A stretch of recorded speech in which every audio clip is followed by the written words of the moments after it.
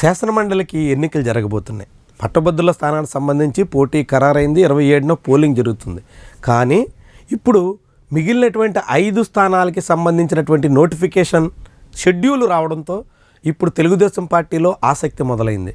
చర్చ సాగుతుంది. ఎవరికి ఛాన్స్ వస్తుందన్న దాని మీద ఆశావాహులు ఆతృత పడుతున్నారు. ఈసారి తమకే బెర్త్ దక్కుతుందనేటువంటి ధీమాతో చాలామంది నేతలు సాగుతున్నారు. అయితే 5 సీట్లు ఖాళీ అవుతుంటే కేవలం 2 బెర్తలు మాత్రమే కన్ఫర్మ్ అయ్యాయి.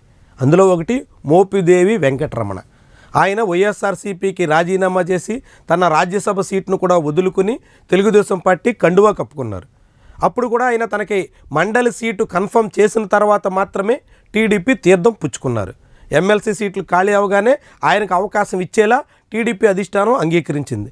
దాంతో ఆయన ఖాళీ చేసినటువంటి రాజ్యసభ స్థానాన్ని సానా సతీష్కి కట్టబెట్టి తెలుగుదేశం పార్టీ ఒక నాయకుడిని అక్కడ అకామిడేట్ చేసుకోగలిగింది. దాంతో ఇప్పుడు మోపిదేవి వెంకటరమణకి ఫస్ట్ పేజీలోనే ఎమ్మెల్సీ బెర్త్ దాదాపు ఖాయం.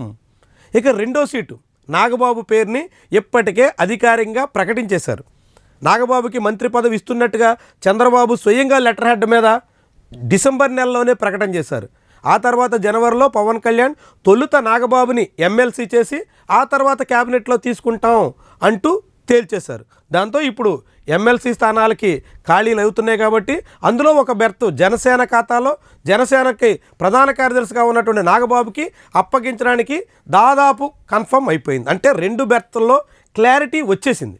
ఇక మిగిలిన 3 సీట్లు ఎవరికి అన్న దాని మీదే ఇప్పుడు చర్చ అంతా. ఆశావాహుల ప్రయత్నాలన్నీ ఇప్పుడు ఈ 3 సీట్ల కోసమే.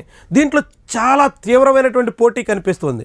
ఇప్పుడు రిలీవ్ అవుతున్నటువంటి వాళ్ళలో యనమల రామకృష్ణుడు, అదేవిధంగా పరుచూరి అశోక్ బాబు ఇలాంటి వాళ్ళంతా తమకి రెన్యువల్ ఖాయం అని ఆశాభావంతో ఉన్నారు.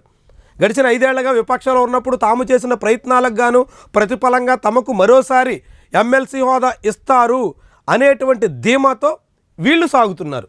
మరి వీళ్ళిద్దరికీ రెన్యువల్ చేస్తే ఇక కొత్త వాళ్ళకి అవకాశమే ఉండకపోవచ్చు. ఎందుకంటే మోపిదేవి, యనమల, పరుచూరి అశోక్ బాబు 3 బెర్తలు కన్ఫర్మ్ అయితే ఒకటి జనసేన, మరొకటి బీజేపీ కూడా కోరుతున్నటువంటి తరుణంలో తెలుగుదేశంలో మిగిలినటువంటి ఆశావాహులు ఎవరికి ఛాన్స్ వచ్చే అవకాశం కనిపించట్లేదు. దాంతో మరి దేవినేని ఉమా పరిస్థితి ఏంటి? బుద్ధ వెంకన్న ఏం చేయాలి? ఎస్విఎస్ఎన్ వర్మ ఏం చేస్తారు?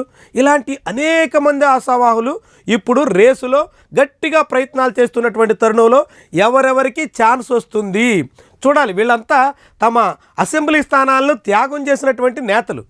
మిత్రపక్షాల కోసం కావచ్చు, తమ పార్టీలో ఉన్నటువంటి మరొక నాయకుడి కోసం కావచ్చు, తమ సీటును వదిలేసుకుని అసెంబ్లీ ఎన్నికల బరిలోంచి తప్పుకున్నటువంటి నాయకులంతా ఈసారి తమకు బెర్త్ ఖాయమనేటువంటి ధీమాతో కనిపిస్తున్నారు. మరి ఇలాంటి ఆశావాహులు పోటీ ఎక్కువగా ఉన్నటువంటి తరుణంలో చంద్రబాబు, నారా లోకేష్ ఏం చేస్తారు అన్నది ముఖ్యమైనటువంటి ప్రశ్న. ప్రస్తుతం ఎమ్మెల్సీ ఎన్నికల అభ్యర్థుల విషయంలో కూడా దాదాపుగా నారా లోకేష్ మాట చెల్లుబాటు అయ్యే అవకాశం అత్యధికంగా ఉంది. తెలుగుదేశం పార్టీలో ఇప్పటివరకు జరిగినటువంటి అన్ని నియామకాల్లో కూడా నారా లోకేష్దే పైచేయి అయింది కాబట్టి ఇప్పుడు కూడా ఆయన మాట ప్రకారంగానే నిర్ణయాలు తీసుకునే అవకాశం ఉంటుందని అంతా అంచనా వేస్తున్నారు. అదే జరిగితే యనమల రామకృష్ణుడికి అవకాశాలు తగ్గిపోవచ్చు. దేవినేని ఉమాకి మరోసారి ఛాన్స్ ఇవ్వకపోయినా ఆశ్చర్యపడాల్సిన పని లేదు. మరి ఎవరికి వస్తుందంటే ఎస్విఎస్ఎన్ వర్మ సహా అనేక మంది నారా లోకేష్కి సన్నిహితంగా మెలిగేటువంటి వాళ్ళు ఖచ్చితంగా తమకు ఛాన్స్ వస్తుందనేటువంటి ధీమాతో సాగడానికి ఈ పరిస్థితులు ఆస్కారం ఇస్తున్నాయి. మరి లోకేష్ మాట చెల్లుతుందా? చంద్రబాబు మాట నిలబడుతుందా? ఎవరి మాట నిలబడితే ఎవరికి ఛాన్స్ వస్తుంది? టీడీపీలో ఆశావాహుల సంఖ్య చాలా పెద్ద సంఖ్యలో ఉన్నట్టు తరుణంలో ఎవరెవరు తమ అవకాశాలను చేజెక్కించుకుంటారు, ఎవరెవరు నిరుత్సాహంతో నిండిపోవాల్సి వస్తుంది చూద్దాం.